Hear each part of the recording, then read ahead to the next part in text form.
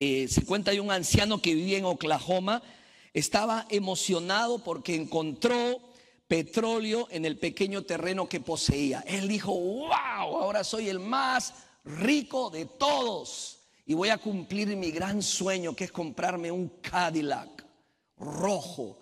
Y efectivamente fue y se lo compró y lo trajo, y todos los días, dice esta historia que escuché, a las 6 de la mañana él salía, ¿verdad?, a manejar su Cadillac por todo el pueblo. Los pobladores lo veían, lo saludaban. A veces él bajaba el vidrio del carro y empezaba a conversar con las personas. Y aunque él tenía algo muy raro cuando manejaba, muy errático por donde iba, la gente no se preocupaba. No se preocupaba, porque incluso él decidía conversar con ellos mientras manejaba. ¿Por qué? Porque el carro estaba siendo jalado por 2 caballos. Lo jalaban 2 caballos, su Cadillac. Él había hecho eso. Teniendo lo que tenía, la verdad, él no estaba aprovechándolo. Pero a nadie le preocupaba, porque sabían que no era una amenaza. Hermanos, muchos cristianos son como ese anciano. Pasean por su vida cristiana convencidos de que no pueden avanzar más y no pueden avanzar rápido de lo que están avanzando ahora. Creen que nunca podrán experimentar esas respuestas milagrosas a sus oraciones. Creen que nunca podrán experimentar victorias sobre las tentaciones en su vida. Que nunca podrán experimentar la bondad, la misericordia y el poder de Dios. Que Dios se manifieste en sus vidas de una manera sobrenatural. Estos cristianos no tienen idea del tremendo caballaje, diríamos así, espiritual que poseen.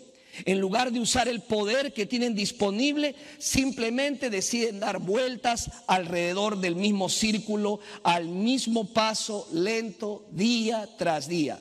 Pero hay algunos cristianos que desean más, que desean experimentar la gloria de Dios, que desean ver la mano de Dios, que desean ver sus oraciones contestadas, anhelan más que simplemente subsistir, que simplemente vivir. Desean experimentar más gozo en su adoración, desean experimentar la presencia de Dios en sus vidas.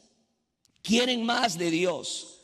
Vemos a otros cristianos que pasan velozmente a nuestro lado y decimos: quizás nuestro cristianismo no está funcionando, quizás tenga el tipo equivocado de cristianismo.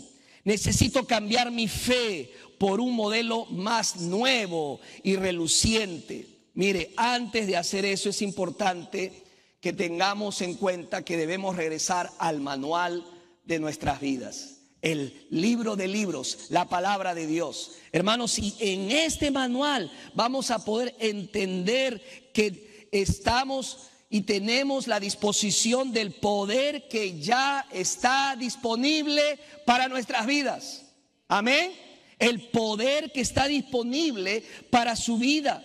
Si quieres más de lo que estás experimentando en tu vida cristiana, en este momento, lo que en realidad estás anhelando, ¿sabes qué es? El poder del Espíritu Santo de Dios. El poder del Espíritu Santo de Dios. Y de eso vamos a hablar en esta nueva serie de mensajes basada, hermanos, en el libro de los Hechos. Dice la Biblia en Romanos capítulo 8, versículo 11, si desee búsquelo. Romanos capítulo 8, versículo 11. Dice: si el espíritu de aquel que levantó de los muertos a Jesús vive en ustedes. ¿Qué dice? Vive, ¿dónde? En ustedes. ¿Quiénes son ustedes? Yo, diga yo, vive en ti, vive en mí. El que levantó de los muertos a Cristo Jesús también dará vida a sus cuerpos mortales por medio de su espíritu que vive en ustedes. Hermanos, como dijimos al principio, eres más rico de lo que te imaginas. Eres más rico de lo que te imaginas. No estoy hablando de una riqueza material, estoy hablando de una riqueza espiritual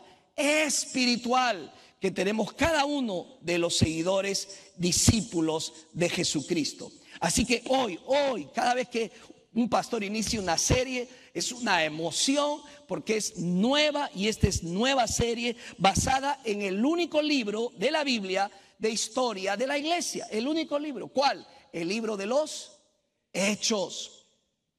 Y esta serie quiero presentársela, la iglesia imparable. Diga conmigo, la iglesia imparable. Dígale a la persona que está a su lado, la iglesia es imparable. ¿Cuántos lo creen? Como dijo aquel. ¿Cuántos lo creen? Amén. La iglesia es imparable. Hoy quiero compartir con ustedes este primer tema, el poder del Espíritu Santo. El poder del Espíritu Santo. Abran sus Biblias en Hechos capítulo 1 y vamos a leer desde el versículo 11. Hechos capítulo 1, versículo 1 al 11. ¿Está conmigo, hermanos? Vamos a leer. Dice la palabra del Señor. Si ve que alguien no tiene una Biblia, por favor, compártasela, por favor, para que nadie quede sin leerla. Dice así la Escritura. En el primer tratado, oh Teófilo, hablé acerca de todas las cosas que Jesús comenzó a hacer y a enseñar. Interesante. Verso 2, hasta el día en que fue recibido arriba, después de haber dado mandamientos, ¿por quién? Por el Espíritu Santo, a los apóstoles que había escogido, a quienes también después de haber padecido se presentó, ¿qué? ¿Cómo? Vivo. Cristo vive. Amén. Con muchas pruebas indubitables, apareciéndoseles durante ¿cuántos días? 40 días y hablándoles acerca de ¿qué? Del reino de Dios. Y estando como juntos, muy importante, les mandó que no se fueran de Jerusalén, sino que esperasen la promesa del Padre. Diga, la promesa del Padre, la cual les dijo, oísteis de mí, porque Juan ciertamente bautizó con agua, mas vosotros seréis bautizados con el Espíritu Santo dentro de no muchos días. Entonces los que se habían reunido le preguntaron diciendo, Señor, ¿restaurarás el reino a Israel en este tiempo? Y les dijo, no os toca a vosotros saber los tiempos o las sazones que el Padre puso en su sola potestad, pero recibiréis poder. Aleluya. Cuando haya venido sobre vosotros, ¿quién? El Espíritu Santo. Y me seréis testigos. ¿Dónde? ¿Dónde más? ¿Dónde más? Y hasta lo último de la tierra. ¿Cuántos dicen amén? Y habiendo dicho estas cosas, viéndolo ellos, ¿qué pasó? Fue alzado. Y le recibió una nube que le ocultó de sus ojos, y estando ellos con los ojos puestos en el cielo, entre tanto que él se iba, he aquí se pusieron junto a ellos 2 varones con vestiduras blancas, los cuales también les dijeron, ¿qué le dijeron? Varones galileos, ¿por qué estáis mirando al cielo? Este mismo Jesús que ha sido tomado de vosotros al cielo, así vendrá como le habéis visto ir al cielo. Que el Señor añada bendición a su palabra. Hermanos, Hechos es un libro maravilloso. Por cierto, el martes pasado en nuestro instituto, en nuestro centro de capacitación, estuvimos con los alumnos estudiando el libro de los Hechos, ¿verdad, hermanos? El libro de los Hechos, que fue escrito en algún momento entre el año 60-69 después de Cristo. Ahora es interesante que Hechos y el Evangelio de Lucas, ambos son dirigidos a Teófilo. Lo vio en el versículo 1, dice tratado o Teófilo, Teófilo. La palabra Teófilo, el nombre Teófilo significa amigo de Dios, otros dicen amado de Dios.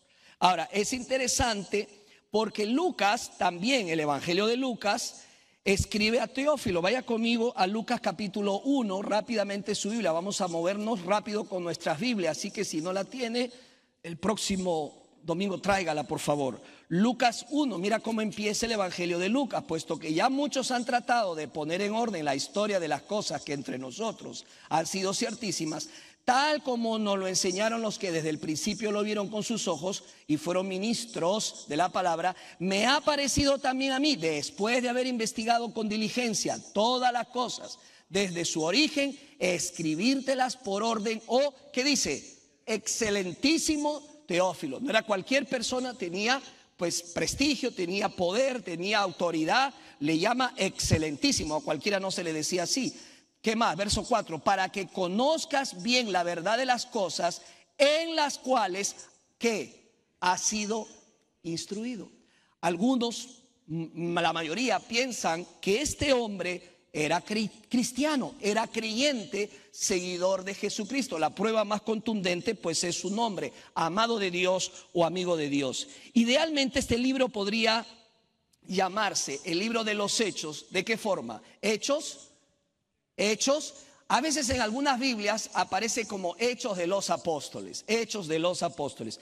Pero en honor a la verdad y para darle crédito a lo que aparece en el libro que usted y yo vamos a leer, realmente los hechos son de Jesús a través de los apóstoles. Amén. A través de los apóstoles. Hermanos, Jesús terminó su tarea aquí en la tierra, su tarea salvífica. Pero eso no significa que Él terminó de trabajar.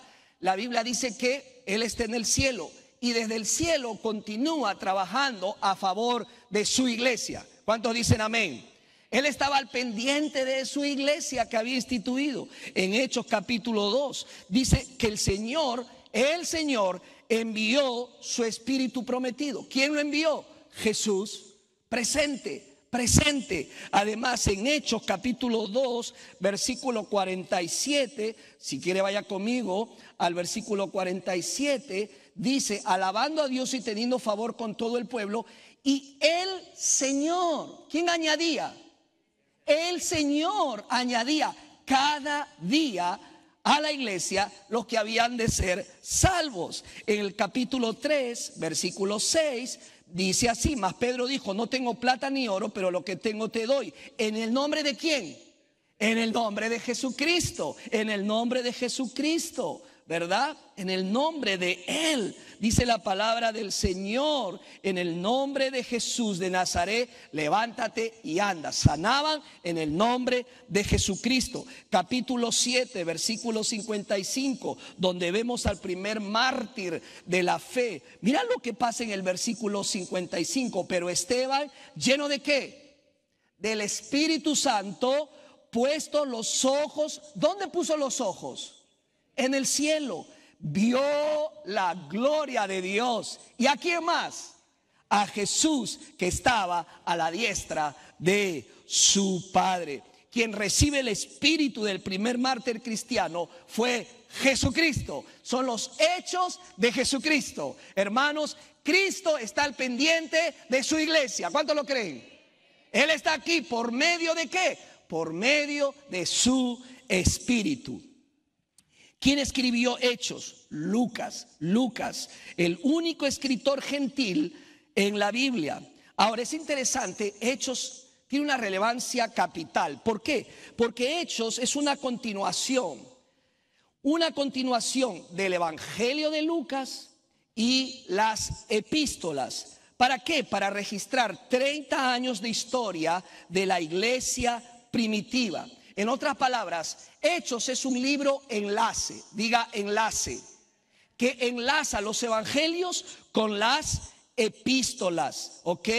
Lucas además era un médico, convirtiéndose posteriormente en compañero de vida de Pablo. Ahora, escuche lo que le voy a decir. El libro de los Hechos no tiene un final normal como cualquier otro libro. ¿Alguien está entendiendo lo que estoy diciendo? El libro de los Hechos no concluye como otros libros concluye. ¿Sabe por qué? ¿Entiende por qué? Porque el Señor no ha acabado su obra. Aleluya, dele gloria y honra a Dios. Dios, escucha iglesia, Dios sigue añadiendo capítulos y capítulos por medio de ¿qué? De creyentes e iglesias obedientes, iglesias de fe llenas del Espíritu Santo, extendiendo su reino hasta los confines de la tierra. Amén. Gloria a Dios. Así que veamos el poder del Espíritu Santo en acción. Y yo lo he resumido de tres maneras, lo podemos ver. Lo vemos, el poder del Espíritu Santo en la resurrección.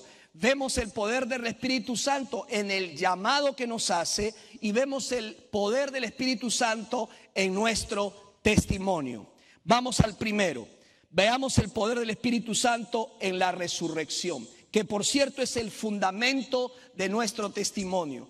Pablo bien claro dijo, si Cristo no ha resucitado, vana entonces es nuestra fe. Dignos de conmiseración, dignos de lástima. ¿Sabe qué? Nosotros no somos dignos de lástima para nada. La tumba está vacía. Cristo vive. Cuando Él resucitó, Él se fue a la diestra de Dios Padre. Todos los líderes religiosos al final no supieron qué decir en su lecho de muerte. ¿Sabes qué dijo Jesús? Yo soy el camino, yo soy la verdad y yo soy la vida. El que viene a mí tendrá vida eterna, dijo Jesucristo. Aleluya. ¿A quién decide seguir? ¿A un líder muerto o a uno que vive por los siglos de los siglos? Jesucristo el Señor, el Cristo de la iglesia.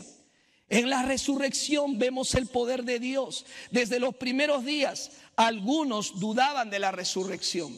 Algunos pensaban que era una ilusión, que era algo falso, un error, un engaño, era un fraude. Muchos decían eso. Mire, déjeme decirle algo. Los discípulos no esperaban que Jesús resucitara. Ellos eran los primeros desanimados. Incluso Pedro negó a Jesús. ¿Por qué negó a Jesús? Simplemente porque tenía temor de terminar como su maestro, como su líder, como su amo, como su Señor, crucificado en la cruz. Todos corrieron, dejaron solo a Jesús en el momento más crítico de su vida. Ellos no esperaban, ellos no tenían esa ilusión, estaban totalmente desanimados. Pero déjeme decirle algo, Cristo se les apareció.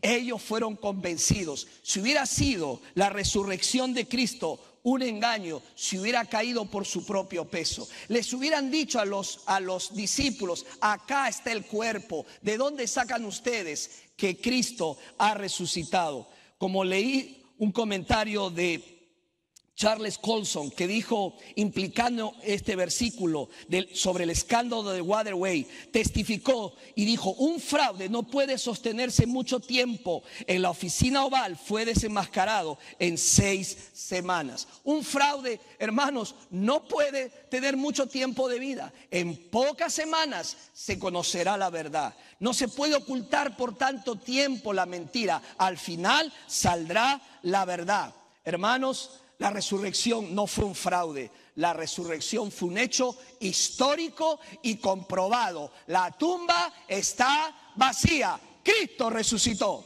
Amén. Cristo vive. Y ese fue el mensaje de sus seguidores. ¿Sabes que empezaron a predicar, a contar, a compartir? ¿Qué historia los discípulos? La historia de la resurrección de Jesucristo. Hermano, hermana, ¿sabes el evangelio? ¿Pudieras compartir el evangelio a una persona? Si te preguntaran a ti qué es el evangelio, ¿lo podrías explicar? Porque es el corazón del cristianismo, es la esencia de nuestra fe. ¿Cuál es el evangelio? Está en toda la Biblia, pero quiero llevarlos a una cita muy específica en 1 Corintios capítulo 15. Ojalá que lo subraye y cuando se le olvide vuelva a ir a las escrituras. 1 Corintios capítulo 15, aquí está, hermanos, el evangelio. Vamos a empezar a leer desde el versículo 3. Dice, porque primeramente os he enseñado, Pablo diciendo, primeramente les he enseñado lo que asimismo él recibió de parte de Dios, que Cristo murió por nuestros pecados. Aquí está el evangelio. Hermanos, este es el evangelio. Cristo murió, ¿por qué razón? Murió por tu pecado y mi pecado. Amén. ¿Alguien diga amén? Por nuestros pecados, conforme a las escrituras, conforme a la profecía mesiánica de que Cristo iba a morir como el Cordero de Dios. Y luego dice el verso 4, y que fue, ¿qué? Sepultado. O sea, es una prueba más de que Cristo ofreció su vida por nosotros. Alguien te ama tanto que pueda dar su vida por ti. Tiene nombre, se llama Jesucristo. Y dice la Biblia, el Evangelio, conforme a las Escrituras, estaba profetizado que Jesús moriría y estaría 3 días en la tumba. Pero ¿qué dice el Evangelio? Dice el Evangelio, y que resucitó al 3er día conforme a las Escrituras. La tumba no lo pudo retener. El Padre aceptó con agrado el sacrificio de su Hijo y Él resucitó. Y dice la palabra del Señor, al 3er día volvió a vivir, y que apareció a Cefas y después a los 12 discípulos. No pudieron, hermanos, nadie negar de la resurrección del Señor Jesucristo. Ese es el Evangelio en esencia. Cristo murió, fue sepultado y resucitó. La resurrección es un hecho histórico central del cristianismo. La resurrección no fue un fraude, fue verdad. Amén. Fue verdad. Y esa verdad define nuestra misión. Porque no hay algo más hermoso que a partir de la resurrección saber que el Cristo resucitado camina con su iglesia, va con su iglesia, acompaña a su iglesia, porque Él lo prometió. Él nos dijo, no estarán solos, estaré con ustedes. ¿Cuántos lo creen? ¿Cuántos lo creen? ¿Y por cuánto tiempo? Todos los días, hasta el fin del mundo. Hermano, hermana, Cristo está con nosotros. Y si Cristo está con nosotros, ¿quién contra nosotros? Dele gloria y honra al Señor en su casa. Aleluya. Hermano, nuestro testimonio empieza aquí. No predicamos autoayuda, no predicamos moralismo, no predicamos un evangelio de la prosperidad, no nos predicamos a nosotros mismos, sino predicamos a Cristo y a un Cristo vivo. Aleluya. El poder de Dios en la resurrección. Número 2, el poder del Espíritu Santo en el llamado a ser testigos. El poder del Espíritu Santo en el llamado a ser testigos. Mira conmigo otra vez en Hechos, el capítulo 1. Mira el versículo ahora 8. Pero dice, recibirán poder cuando haya venido sobre vosotros el Espíritu Santo, y me seréis testigos en Jerusalén, en toda Judea, en Samaria y hasta lo último de la tierra. ¿Qué recibirán? ¿Qué recibirán? Poder, poder, diga poder. Poder, viene la palabra griega dinamus, de donde deriva la palabra dinámico. O sea, la iglesia que Dios quiere es una iglesia dinámica. ¿Quién la energiza? El Espíritu Santo de Dios, que está con nosotros y en nosotros, dice la Escritura. Déjeme decirle algo. ¿Sabe por qué la iglesia es imparable? ¿Sabe por qué la iglesia no se puede detener? No puede ser parada. La iglesia es imparable porque el Espíritu Santo es imparable. La enfermedad no lo puede detener. El demonio no la puede detener. La crisis no la puede detener. Hermano, nadie puede detener al Espíritu Santo de Dios. Cuando Él quiere moverse, se va a mover. Como el viento que se mueve, no sabemos de dónde viene y hacia dónde va. Ese es el Espíritu Santo de Dios en nuestras vidas. Pero ¿por qué poder? ¿Por qué no solo les dijo vayan? ¿Por qué les aseguró que iban a recibir poder? ¿Sabes por qué? Pienso yo, porque no iba a ser fácil. No, hermanos. Lo que Dios les estaba pidiendo hacer una tarea que ellos no podían hacer. No tenían la capacidad. Era una tarea del tamaño, porque Jesús dijo hasta los confines de la tierra. Era una tarea del tamaño solo de Dios, solo del Señor. Por eso dijo, no los dejaré solos. Porque si es del tamaño de Dios, ¿quién solamente la puede hacer? Dios. Dios. ¿Cuántos dicen amén? Déjeme decirle algo. Decía el doctor Sproul. El Señor pudo escribir el Evangelio en las nubes, ¿sabes? Para que todas las naciones lo puedan leer. Se acabó. Solamente vendríamos aquí a comer y a cantar y hasta que el Señor venga. Pero el Señor no lo hizo así. Él dijo, quiero usar a mi iglesia. Quiero usar a mis discípulos. Quiero usar a aquellos escogidos, a ti y a mí, para cumplir con ese llamado de ser testigos. Y por eso les aseguró que iba a estar con nosotros. ¿Cómo? A través de su Espíritu.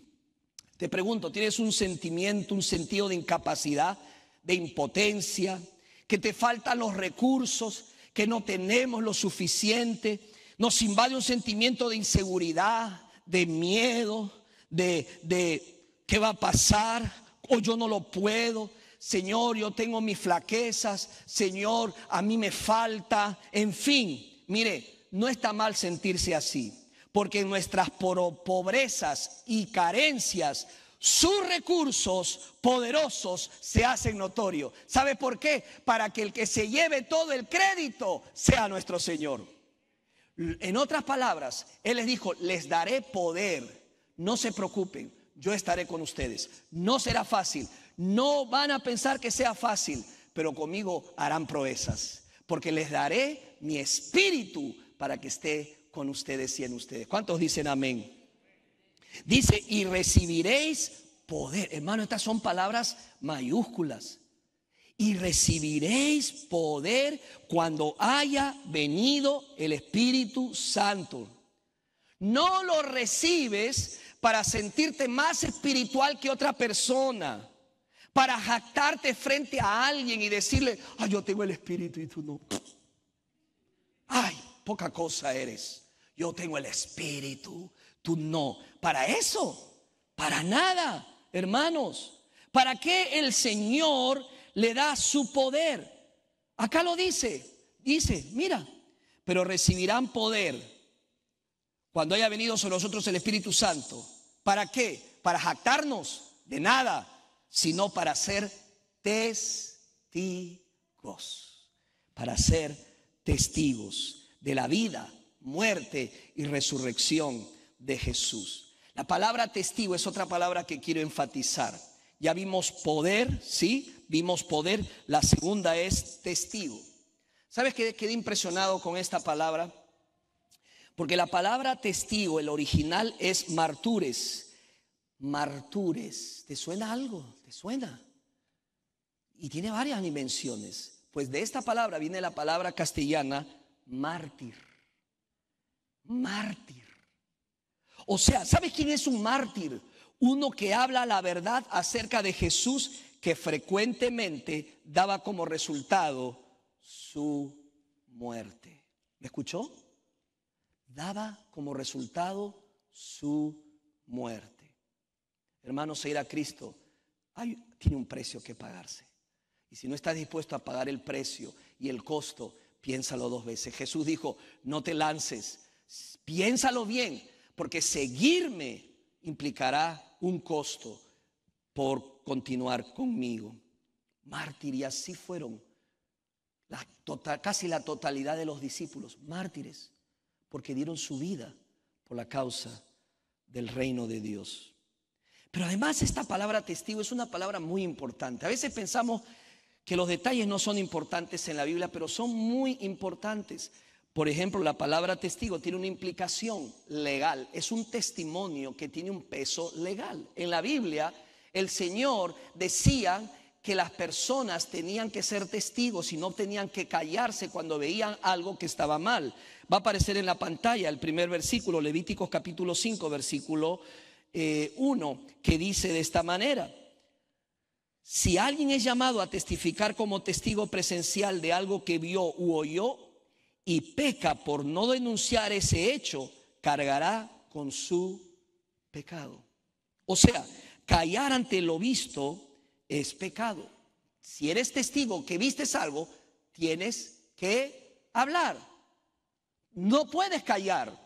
Deuteronomio dice también, versículo 19, versículos 15, esta dimensión del testigo. Dice: en caso de algún delito, pecado relacionado con alguna ofensa cometida, no se tomarán en cuenta contra nadie a un solo testigo. ¿Por qué? Porque no hay alguien que refrende, no hay alguien que diga que lo que está diciendo es verdad. Dice, la acusación se mantendrá solo por el testimonio de ¿cuántos? De 2 o 3 testigos. Hermanos, Dios siempre ha usado testigos para validar su obra. Dios siempre usa testigos. Dile a la persona que está a su lado, tú eres un testigo de Jesús. Tú eres un testigo de Jesús. Y aquí viene esta dimensión hermosa del testimonio y de ser testigos. Es una dimensión evangelística. Lucas capítulo 10, versículo 1 lo dice claramente. Lucas capítulo 10, versículo 1. Vaya a su Biblia. Cuando el Señor envió a los 70. Ustedes deben recordar esta historia. Los envió a los 70. Personas que no eran los discípulos. Como alguien dijo, estos son los creyentes regulares, no los misioneros de carrera. Nosotros este año que culmina en noviembre, nuestra celebración, tenemos un lema, somos enviados. ¿Quién nos envía? Jesucristo. Usted es enviado. En su esencia, en su ADN de cristiano, usted es un enviado de Dios. ¿Cuántos dicen amén? Pues Lucas 10:1 dice, después de estas cosas designó el Señor también a otros 70 a quienes envió, léalo usted. ¿Cómo los envió? De a dos en dos. Iban en par delante de él. ¿A dónde iban? A toda ciudad y lugar a donde él había de ir. Él los adelantó, él los envió, pero los envió de a dos. ¿Por qué? Porque si solamente enviaba uno y contaba su testimonio, la gente diría, no sé si creerte. Pero cuando el Señor los envió de a ¿cuántos? De a dos, porque esa otra persona que va a decir, yo lo conozco, yo sé de él, yo sé que es una nueva criatura. En él Dios ha obrado su poder, no es el mismo de antes, es una nueva persona en Cristo Jesús. ¿Cuántos están entendiendo lo que estoy diciendo? Por eso les envía de dos. El testigo es tan importante. Vamos a Hechos 18:5. Hechos, otro pasaje relacionado. Hechos 18:5 dice así: y cuando Silas y Timoteo vinieron de Macedonia, Pablo estaba entregado por entero a la predicación de la palabra, testificando a los judíos que Jesús era el Cristo. Estaba dedicado por entero. Hermanos, si hay algo que debe consumir nuestros días, nuestras noches, nuestros esfuerzos, es compartir de Cristo. Es hablar de Cristo, es compartir que tenemos un Cristo vivo, que ha resucitado, es compartir el Evangelio. Pablo no veía el momento de abrir sus ojos para contarle a toda persona quién es Jesús. Y eso debiera ser nuestro sentir. Pero también Pablo nos dice que ese testimonio debe ser consecuente con la manera como nosotros vivimos. Porque ¿sabe qué? Más fuertes suenan nuestros hechos que nuestras. ¿Alguna vez le han dicho las palabras se las lleva? ¿Cómo? El viento. ¿Sí o no? Yo le puedo decir a mi esposa, mi amor, te quiero mucho, pero cuando llego a la casa no quiero ayudarla a lavar los platos. Hello. ¿Las palabras se las lleva? Había, creo, una serie, Lo que el viento se llevó. ¿O no?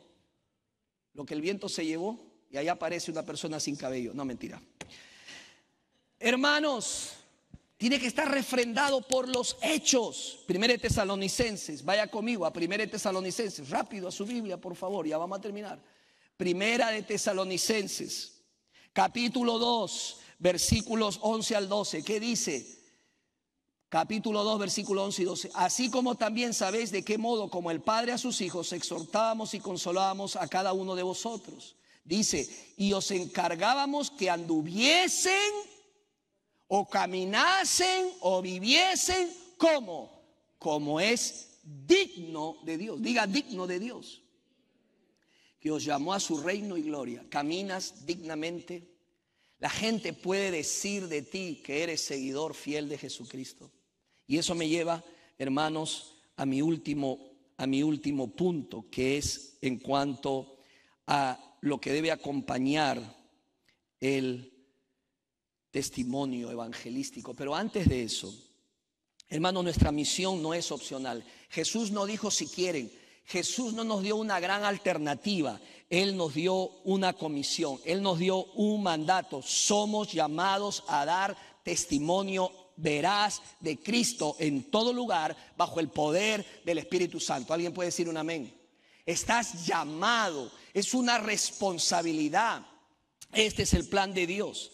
El presidente de la NAM, de nuestra organización misionera dentro de los Estados Unidos, Ben Pittman, dijo: el objetivo, escucha, el objetivo no es la iglesia. Voy a repetírtelo. El objetivo no es la iglesia. El objetivo es el reino de Dios. La iglesia es su instrumento. ¡Wow!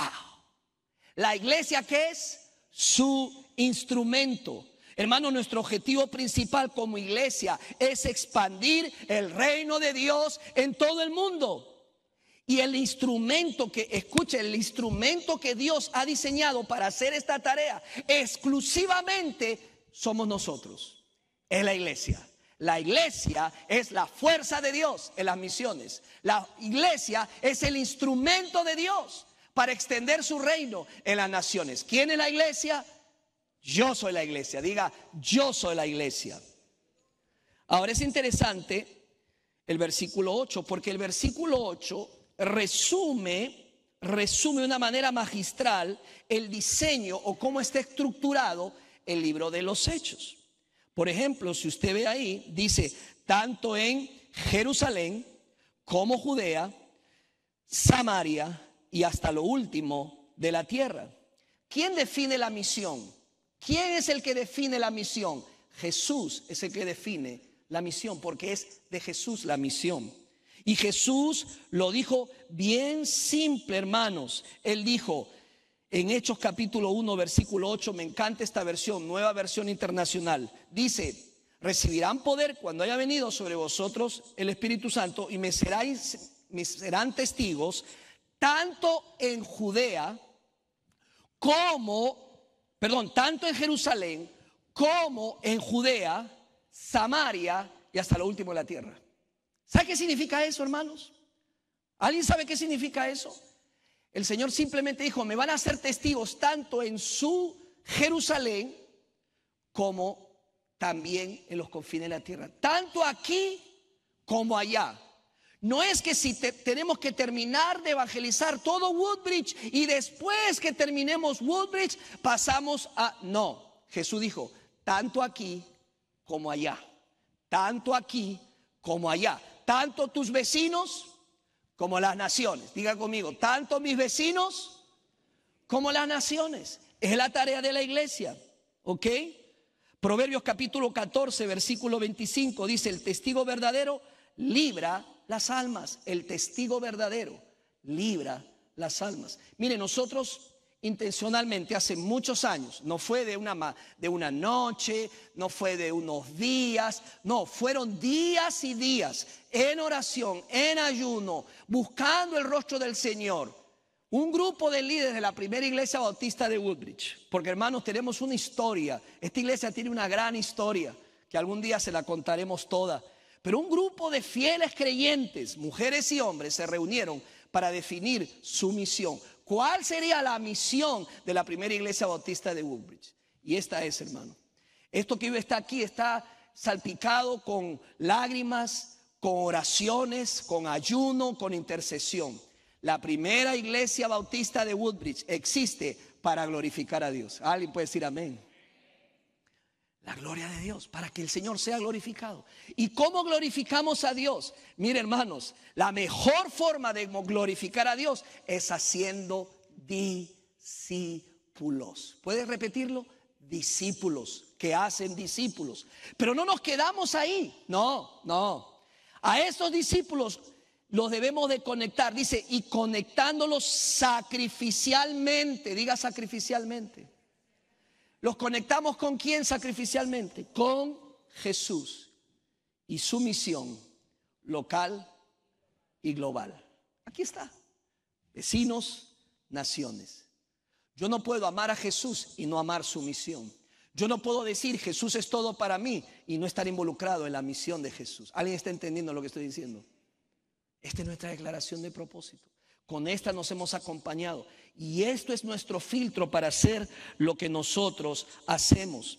Y así, hermanos, ¿y dónde sale esto?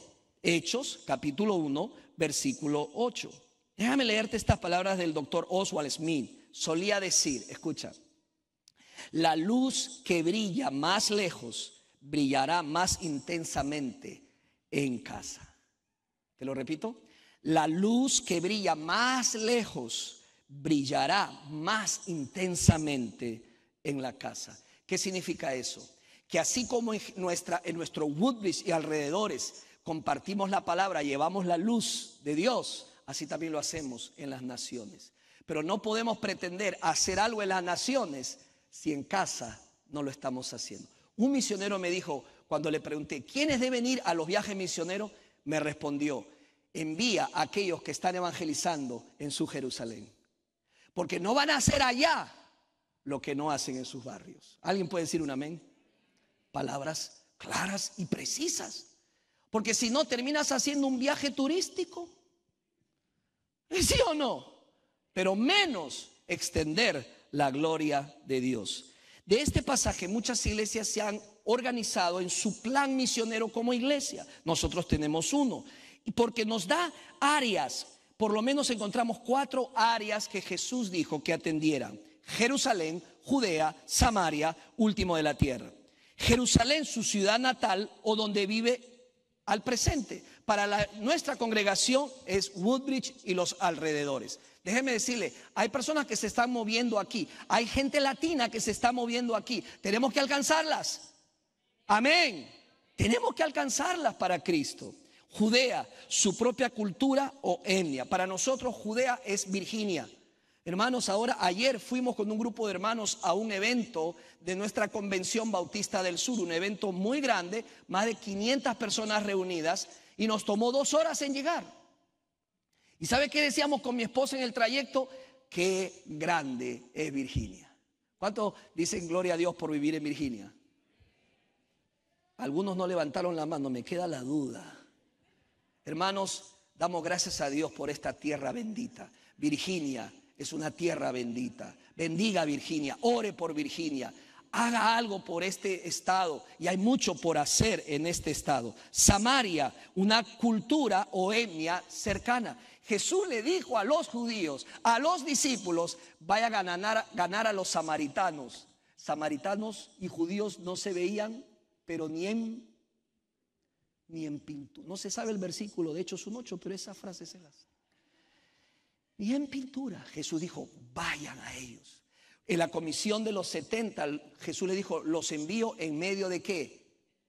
En medio de lobos. Jesús dice, vayan. ¿Cuántas veces vemos una persona de diferente cultura y lo que hacemos es rechazarlo? Cristo murió por todas las culturas. ¿Alguien puede decir amén? Cristo dio su sangre por todas las culturas. Él no es selectivo, Él no es regional. Él ama a todos. Él te ama a ti como ama a cualquier otra persona de otra nación o de otro continente. Para nosotros es Estados Unidos. Hermanos, hay mucho que hacer en Estados Unidos. Yo he visto videos donde personas, por ejemplo, indios que vienen de la India, les preguntan, ¿alguien te ha explicado a ti cómo ir al cielo? ¿Sabes qué les responden?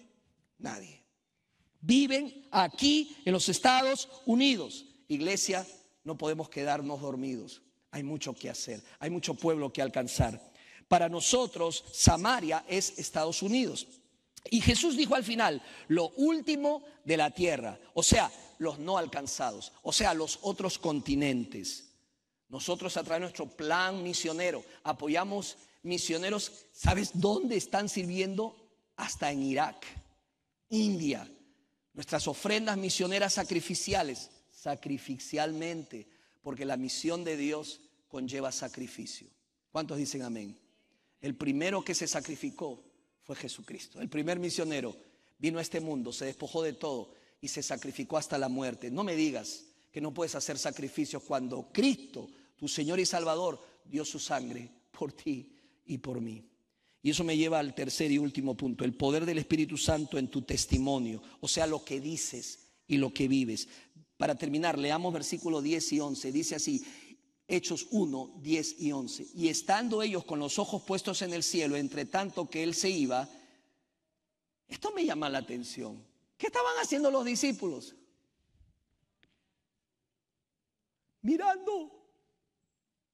Jesús en versículos anteriores dijo, vayan. Y los discípulos, ¿qué estaban haciendo? Trae la silla, qué espectáculo. Mirando. Hermano, Jesús le dijo, ya vayan, yo me voy, pero ustedes vayan. Y ellos mirando. ¿Y qué dice la Biblia? He aquí se pusieron junto a ellos 2 varones con vestiduras blancas que empezaron, ¿verdad? Quizás a secarle las babas. Oye, despierten, ¿verdad? ¿Qué pasa? Los cuales también le dijeron, varones, ¿por qué estáis mirando al cielo? Ese mismo Jesús que ha sido tomado de vosotros al cielo, así vendrá como le habéis visto ir al cielo. Aleluya. Hermanos, hay poder.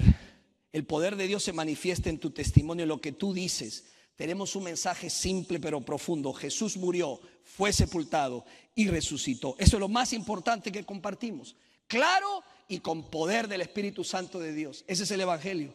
Pero también debe estar acompañado con tu vida, con tu testimonio, con lo que tú eres. Por eso la Biblia dice 2 Corintios 5:17, estar en Cristo es una nueva criatura. Las cosas viejas pasaron y aquí todas son hechas nuevas. Tu vida cambia y eso se nota, porque nadie va a creernos nuestro mensaje si no está acompañado con transformación. La gente podría decir, lo que tú dices, ¿lo vives? A los maestros de los grupos de conexión le decimos siempre una y otra vez la misma frase. Tú no enseñas una lección. ¿Qué les decimos? Tú eres la lección. Tú eres la lección. Hermano, la gente tiene que ver en nosotros el cambio que el Señor ha hecho en nuestras vidas. ¿Alguien puede decir un amén? La gente escucha tus palabras, pero también mira tu vida, tus palabras y tu manera de vivir. Son importantes. El mensaje es el mismo para todos, no cambian, pero el contexto es tu vida. Alguien dijo una vez, ¿por qué no fueron escritos 5 evangelios? Solo 4. Y esa persona respondió, porque ese 5.º evangelio eres tú. Tú eres el testigo de Jesucristo. No lo hemos visto en persona, pero vemos su poder en nuestras vidas. Nadie puede tener autoridad sobre tu vida. Solo tú sabes el poder de Dios que ha operado un cambio en tu ser. ¿Alguien puede decir amén? Solo tú. Nadie puede decirte, no te lo creo. No, porque es mi vida. Y si tienes una persona al lado que te ha conocido antes y pueda hablar de ti y decir, sí, él era antes, pero hoy es una nueva persona. Yo doy testimonio de él. Así que estás compartiendo, hermano, hermana, el contenido del Evangelio, estás predicándolo, estás enseñándolo. ¿Tu vida confirma ese mensaje o lo contradice? ¿Eres fiel, testigo fiel de Cristo vivo o no?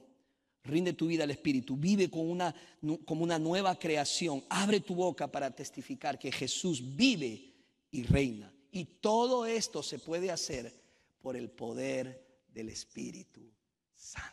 Oremos. Amado Padre, gracias por tu palabra bendita. Señor, estamos súper entusiasmados por ver lo que tú seguirás diciéndonos a través de este libro maravilloso de Hechos. Padre, aquí estamos, enséñanos, perdónanos porque muchas veces somos como aquel anciano. No nos damos cuenta que somos más ricos de lo que creemos. Tenemos el poder de Dios en nuestras vidas. Y ese poder tiene que echar fuera todo temor. Gracias, Padre, por recibirnos, por bautizarnos con tu Espíritu Santo, impulsarnos a hacer lo que nos llamaste a hacer. Una iglesia, instrumento de Dios para llevar tu gloria a las naciones. Oramos así en el nombre de Jesús. Amén.